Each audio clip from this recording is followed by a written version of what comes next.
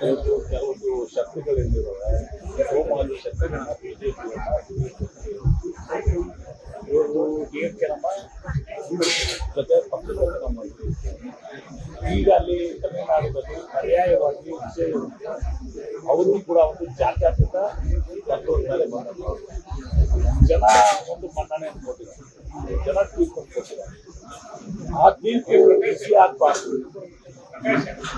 ಜನರ ತೀರ್ಪಿಗೆ ನಾವು ತಲೆಬಾಗಿಸಬೇಕು. ವಿಶೇಷವಾಗಿ ಕೋಮುವಾದಿ ಶಕ್ತಿಗಳು ವಿರೋಧವಾಗಿ ಏನು ಡಿವಿಕೆ ಅವರು ಗೆದ್ದಿದ್ದಾರೆ, ಅವರ ಒಂದು ಇದನ್ನು ನಾವೇನಾದರೂ ಕಾಂಗ್ರೆಸ್ ಪಕ್ಷ ಬದಲಿಸಿದ್ರೆ ಅದು ವಿಫಲ ಆದರೆ ಇವತ್ತು ಕೋಮುವಾದಿ ಶಕ್ತಿಗಳು ಪುರಸ್ಕಾರ ಕೊಟ್ಟಂತಾಗ್ತದೆ.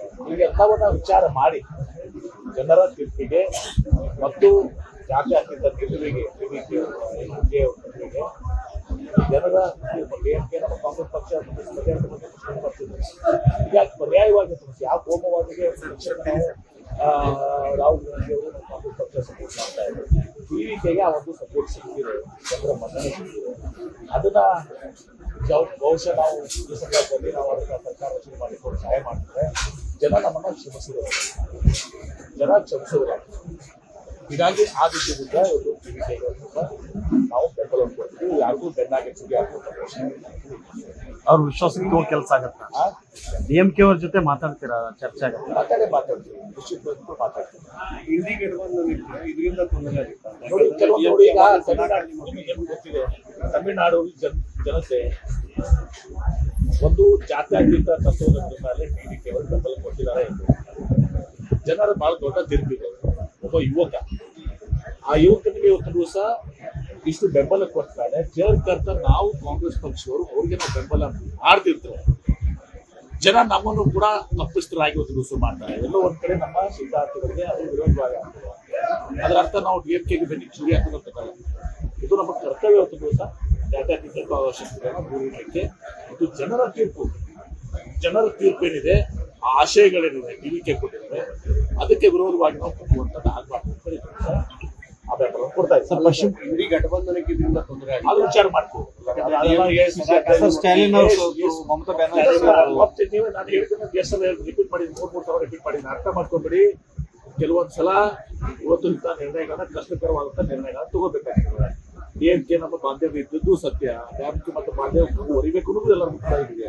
ಆದ್ರೆ ಜನರ ತೀರ್ಪು ಜಾತ್ಯತೀತ ಪಕ್ಷದ ವಿರುದ್ಧ ಒಂದು ಯುವಕರ ಮತ್ತು ಆ ಹೆಣ್ಣು ಮಕ್ಕಳ ಒಂದು ಆಶಯ ಅಲ್ಲಿ ಆ ವಿಜಯ್ ಅವರ ಮೇಲೆ ಕೊಟ್ಟಿರುವಂತದ್ದು ಆಶಯ ಏನಿದೆ, ಆ ಆಶಯಕ್ಕೆ ವಿರುದ್ಧವಾಗಿ ಮಾಡಿದ್ರೆ ಅದು ಬಹುಶಃ ಅದು ಸರಿ ಹೋಗುದಿಲ್ಲ ಅಂತೇಳಿ ಜನರು ನಮ್ಮನ್ನ ಕ್ಷಮಿಸೋದಿಲ್ಲ ಅಂತ ಮಾಡಿದ್ರು. ಸರ್, ಮಮತಾ ಬ್ಯಾನರ್ಜಿ ಅವರು ಸಿಎಂ ಸ್ಥಾನಕ್ಕೆ ರಾಜೀನಾಮೆ ಕೊಡೋದಿಲ್ಲ ಅಂತ ಅದು ನೋಡಿ, ಆ ಬಗ್ಗೆ ಕಾನೂನಾತ್ಮಕವಾಗಿ ಏನಿದೆ ಪಕ್ಷ ಅವರು ಅಲ್ಲಿ ವೆಸ್ಟ್ ಬೆಂಗಾಲ್ನಲ್ಲಿ ಸಾಕಷ್ಟು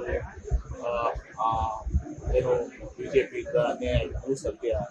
ಅದೆಷ್ಟು ನಾವು ರಾಜೀನಾಮೆ ಕೊಡೋದಲ್ಲ ಇದು ಅಂತಂದ್ರೆ ಅದು ಕಾನೂನಾತ್ಮಕವಾಗಿ ಎಷ್ಟು ಸರಿ ಎಷ್ಟು ನಿರ್ಣಯ ಅದು ಮಾಡಬೇಕಾಗ್ತದೆ.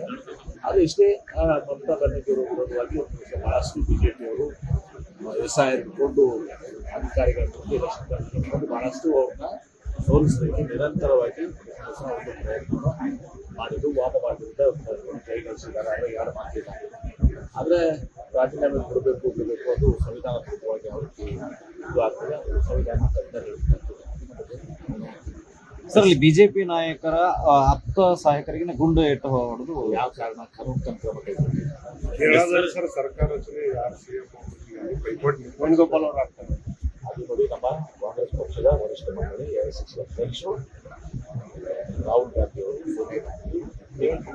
ಶಾಸಕರು ಕೂಡ ಯಾರಿಗೆ ಹೆಚ್ಚಿಗೆ ನಾವು ಅದು ಹೈಕಮಾಂಡ್ ಟ್ರೀಟ್ ಮಾಡ್ತಾರೆ. ಹೈಕಮಾಂಡ್ ಎಲ್ಲವನ್ನು ಕಾಂಗ್ರೆಸ್ ಪಕ್ಷದಾಗ ಹೈಕಮಾಂಡ್ ಇಸ್ ಸುಪ್ರೀಂ. ಕರ್ನಾಟಕಕ್ಕೂ ಸುಪ್ರೀಂ, ವೆಸ್ಟ್ ಬೆಂಗಾಲ್ನಾಗೂ ಸುಪ್ರೀಂ, ತಮಿಳುನಾಡಿನಾಗೂ ಸುಪ್ರೀಂ, ಎಲ್ಲ ಕಡೆಗೂ ಸುಪ್ರೀಂ. ಕಾಂಗ್ರೆಸ್ ಹೈಕಮಾಂಡ್ ನಿರ್ಧಾರ ಮಾಡ್ತಾರೆ. ವೇಣುಗೋಪಾಲ್ ಅವರು ಕೂಡ ಹೈಕಮಾಂಡ್ ಒಂದು ಅಂಗ, ಅವರು ಒಂದು ಭಾಗ. ಅವರು AICC ಆರ್ಗನೈಸೇಷನ್ ಜನರಲ್ ಸೆಕ್ರೆಟರಿ ಪ್ರಮುಖವಾದಂಥ ಪಾತ್ರನ ಅವರು ನಿರ್ವಹಿಸ್ತಾರೆ. ಹೀಗಾಗಿ ಅದೆಲ್ಲ ಸರಿಯಾಗಿ ನಿರ್ಣಯನ ಪಕ್ಷದ ವರಿಷ್ಠರಿಗೆ